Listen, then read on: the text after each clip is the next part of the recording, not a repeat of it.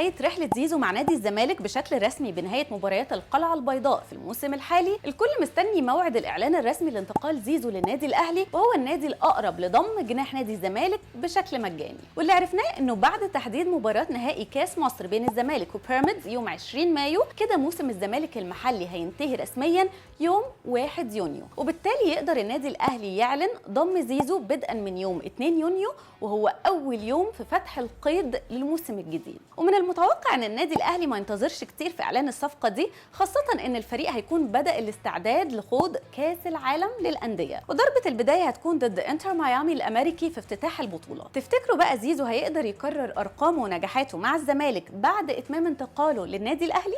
مفاجأة حلوة جدا لجمهور الزمالك، وهي عودة القائد طارق حامد في الانتقالات الصيفية اللي جاية، وده هيكون بعد نهاية عقده مع فريق دمق السعودي. واللي عرفناه ان طارق حامد والملقب بقلب الأسد كان من المفترض عودته للزمالك في الانتقالات الشتوية، لكن إصابته أجلت حسم صفقة انتقاله للزمالك. لكن مع الموسم الجديد وجود طارق حامد هيفرق كتير جدا، لأن شخصيته قوية جدا، وهيكون قائد للفريق سواء داخل الملعب وكمان خارج الملعب. وطبعا في حاله اعتزال شيكابالا او رحيله للدوري الليبي، وجود طارق حامد هتزيد اهميته بشكل كبير جدا في النادي. وهنا السؤال، هل طارق حامد قادر على القيام بدور القائد ويكون له دور واثر ايجابي على فريق الزمالك في الموسم الجديد؟ صدمه في نادي بيراميدز بقى بعد تحديد موعد 20 مايو لنهائي كاس مصر ضد الزمالك، والسبب ان بيراميدز عنده جدول مباريات مضغوط جدا، وعنده طموح كبير جدا انه يحقق ثلاثيه تاريخيه، وهي الدوري والكاس ودوري ابطال افريقيا. بيراميدز بعد ما يخلص مباراتين نص نهائي دوري الابطال ضد اورلاندو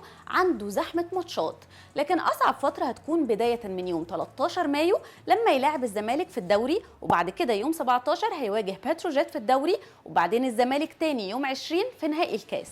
ولو تأهل لنهائي دوري الابطال هيلعب مباراه الذهاب يوم 24 مايو. فيا ترى لاعبي بيراميدز يقدروا يفوزوا بكل المباريات المضغوطه دي، خاصه وان الزمالك عنده اسبوع راحه كامل قبل مباراه نهائي الكاس، بعكس بيراميدز اللي عنده مباراه قبلها ب 72 ساعه.